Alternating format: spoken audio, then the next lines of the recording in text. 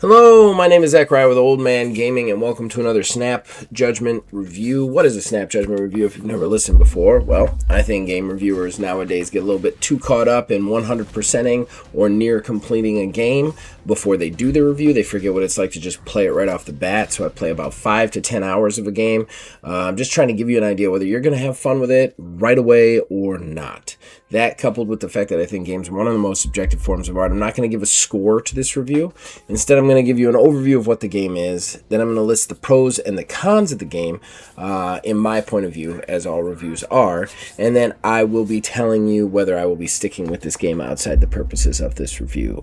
I'm going to give one more little disclaimer. This game, I don't think I'm going to do pros and cons for this game, and we'll talk about it a little bit later why. But I'm reviewing Absolum. So, just to get right into this, I have talked about this game and being hyped for this game for a really long time. Unfortunately, I do have this bad habit, this curse almost, of being really hyped for a game for a really long time, and then when it comes out, it's not what I wanted it to be. I had the same problem with Mirthwood, Skull and Bones, and a lot of other ones. I am happy to say that curse is broken. This game is amazing, which is why we're going to talk about pros and cons on this one. This is, in my opinion, because everything's subjective, but in my opinion, this is the greatest 2D brawler beat 'em up that has ever existed on the face of this planet. I have never played better. The gameplay and comboing is amazing. The roguelike mechanics are somehow perfectly balanced and kind of intermingled with the way the game is. The narration is phenomenal. The story is good. There's no part of this game that is bad. This is kind of a no-notes situation in a lot of ways. But I'm getting ahead of myself. What is Absolum? Absolum is a release from Dotemu and Guard Crush, the makers of Streets of Rage 4, but instead of doing a licensed title again, they have decided to craft their own world and their own game systems around it. It is a 2D brawler set in swords and sorcery world of their own crafting and creation. Kind of a completely original and new IP to them. In addition to that, they decided to do a roguelite element to it, where it's run-based. You run through it. And how this works is there are kind of 4 lands in the game. There is Grandery, the place that you start, and easily the most fleshed out, the place you're going to be spending the most amount of time. Jabora, this kind of swampland, and then Yeldrin, this place of the Cataclysm and Undead, which we'll get to. And then finally, Asterios, where you face the Sun King. The storyline is simple, at least on the surface.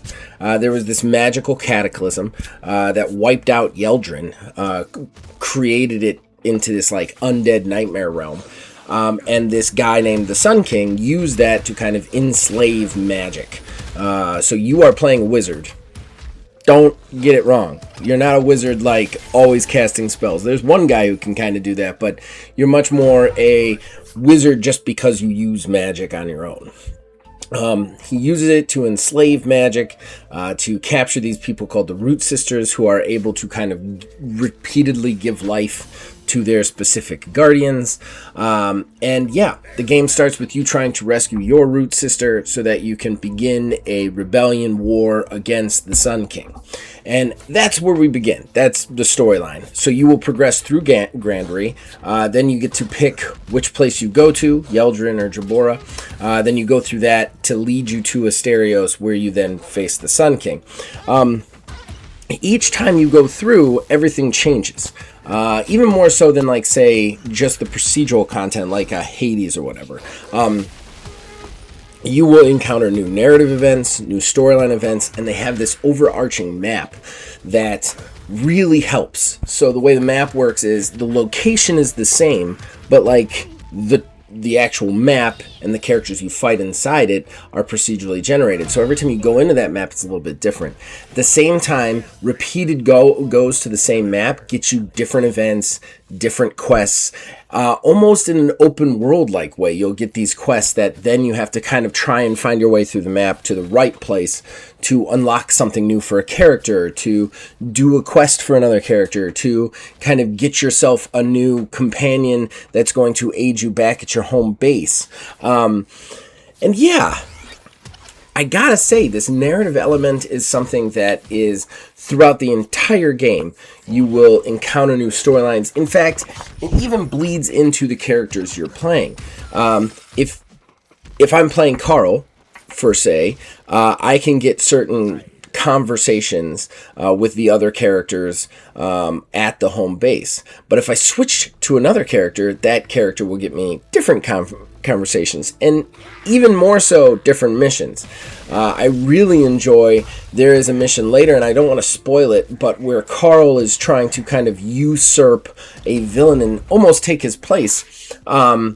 And it's kind of like almost like a loyalty mission for your characters once you get them to a certain level. I find this really fascinating how they have done the narration in this game. And with a 2D brawler, you don't necessarily expect really great voice acting and really great writing, but this game has some of the best writing and voice acting that I have heard this year, possibly ever. I am absolutely enthralled by this game. I have completed it once. And honestly, I played more than 10 hours with it, mainly because I couldn't pull myself away from it to do this review in the first place. On the multiplayer side, you can join somebody's game or enter your own game as long, or have them enter your game as long as your percentage of completion is like within 30% of each other. In addition to that, you can only have two though. You can only have 2 player. You can also play locally 2-player co-op, but only 2. There's no 3-player co-op. You can, however, hire companions. There's also spells that let you summon skeletons. The build that I beat the game with the first time was a Carl build where I built it off the Arcana, and when I used my Arcana, my special ability, it would summon a skeleton, and then I had this move that allowed me to refill my Arcana, so I just summoned so many skeletons the bad guys couldn't deal with it. And that kind of stuff is really cool and interesting. As far as the gameplay is concerned, it is one of the best. It is very simple, easy mechanics to learn, very tough mechanics to master, because there's just so many ways to use them, so many ways to do with them. What I really enjoy is how much thought they put into the interaction between the main character and the enemies. And what I mean by that is, you have your light attacks, which combo to a finisher. You have kind of like a power attack, so to speak, which is just a big hit that you can use to finish your combos, or you can just hit right off the bat to do some damage, stuff like that. Or it gives you some sort of special field advantage, like Cider will actually have this arm that allows you to grapple somebody and drag yourself to them from across the map. Whereas Brome shoots a big shoots out a big force field that does damage, and kind of gets everybody around him. And then on top of that, you have an Arcana, which is your kind of like magical use item thing that fills up as you hit people. And then you have an absolute super special that's like a screen-ending, face-melting thing, and you have to actually collect that power somewhere along the way, and you only get usually like 1, maybe 2 of them. So with that said, you have those just simple buttons, but the way they are used, you also have a dodge button, which is the most interesting button. You got your jump and your dodge. The dodge button, if you dodge into an enemy, you can actually deflect their attacks, depending on what kind of attacks they are, which will actually knock them back, or build their pressure up, which allows you to get critical hits off. In addition to that, enemies flash red. You can't deflect them. However, you can clash them, which is a big Y hit or an Arcana hit to them at a specific timing level, and then that destroys their pressure and stuns them for a period of time. But you have to know which one to do. So you have this weird, almost Batman Arkham Asylum sort of mechanics put into the 2D mechanics, and they're put in there so well and so interesting that it's hard to not talk about it. So yeah, but it's difficult to master because there's a lot of different, like, when do I press Y? When do I press deflect? When do I just dodge and get out of there? There's a lot of different, like, nuance to this game, and figuring out, like, your kind of, like, I don't know, like your rhythm to it. What's interesting I have found is that I will have runs where I get all the way to the main bad guy. I'm just kicking butt. Nobody can touch me. And then I'll have another run where I lose to the Underking, and which is the first boss, which I think is, well, the first main boss. I think it's really cool and interesting that this game has such kind of like wide depth and variety of play. And it just begs you to do another run because I've been playing for 10 hours. I have not had a run be carbon copy of the last one. Not once. Not once have I had a carbon copy. I haven't even really had anything samey. I think I've had one like minor event line of dialogue that was the same in all the runs I've done, and I think I've done like 26 runs. Like, that's crazy. And I haven't even fought one, because each one of these areas have like major bosses. They have minor bosses, and then they have major bosses. So there's like the Undead Land. I haven't even met the major boss of that. So like there's so much still left to do, and I've beaten Azra. I actually beat him the first time, and and the whole game has a whole nother kind of, the sequel is almost built into it. And I'm not going to spoil it, but the game does not end when the credits roll. Not even close. I think this game is phenomenal. Which brings me to the pros and cons, and I have very rarely done this. I think only one other time have I done this, but I have no cons whatsoever. This game is absolutely phenomenal and absolutely perfect. I could potentially, if I was nitpicking, say that I would like a 3-player co-op mode, but at the same time, you start with 2 characters, and you have to unlock the other 2 characters. So there's not 3 characters available in the beginning. And I like that better. I like discovering and finding the characters better because it forces you to play each character as you get them and see that you should be rotating through these characters. Like I do 3 or 4 runs with one character, then I switch characters every time because it just completely changes the game every time. And that is just amazing to me how well they have done this. The music, they have a guest track from Mick Gordon, which everybody's talking about, and it is phenomenal, but all the music is good. Like, even the stuff that Mick Gordon didn't do, there is just absolutely great tunes in this thing, start to finish. I loved both the soundtracks from Streets of Rage, both the original one and Mr. X's Nightmare. And this is no different. Like, I don't know what it is about Guard Crush. They know how to get the right composers to do the right music. And like the music is almost center stage. The voice acting is so emotion. It has so much content. It is so, oh man. I know this video is just turning into me just like absolutely waxing about poetic about this game, but I absolutely cannot stop thinking about it. Even now, I just got done playing it. I'm doing the review, and I can't stop thinking about it. This is not just my game of the year. This is probably my game of the decade. And I'm not gonna lie, like I'm gonna have to wait and let the calmness unfold, but even on the TTRPG side, I immediately wanted to make a TTRPG out of this and start writing one. Like, that's how cool the world is and how interesting it is. I love that, like, they have gone extremely in depth with the actual Swords and Sorcery world they have here, that it actually feels completely different. The frog people are all wizards, so they're all enslaved, and the Sun King is wiping them out. But much like actual frogs, they can be mothers and fathers for their own children. What else? Oh, the dwarves are forged. They're not even born. They're literally forged in a mine. That's how they're created. So, like, everything here is so... like, they found a new, different way to do something. You're fighting these goblins a lot, and you end up getting a lot of the history of the goblins if you go through that, and you find out that they are not born either.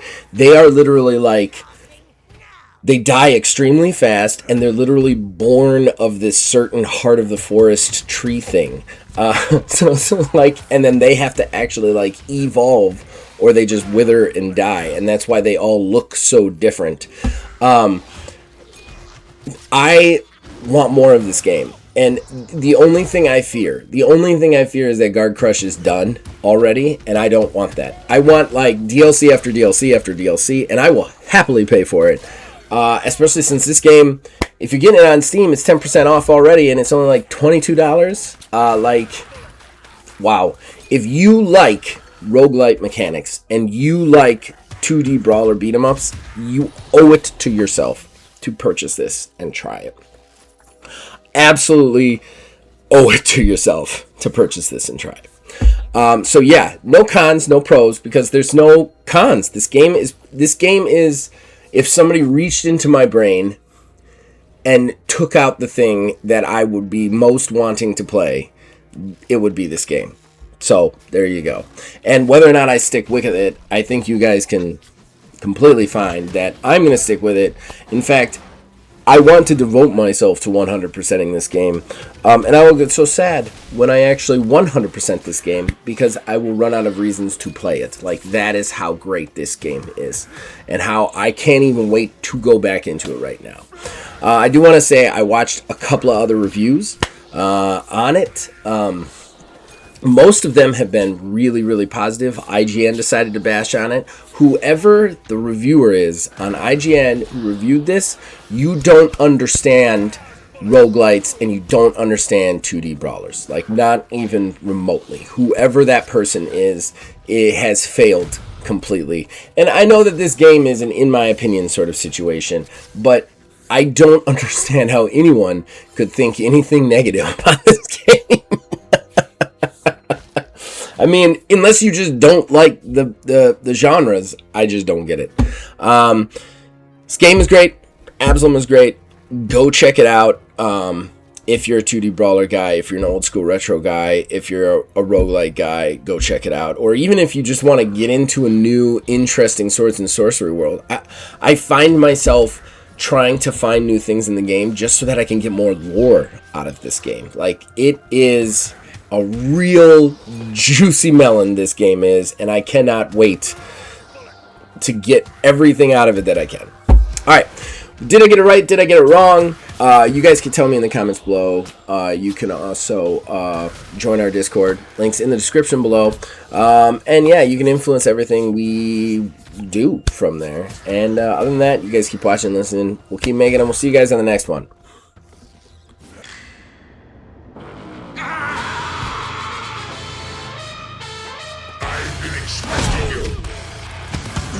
Sisters and their seconds.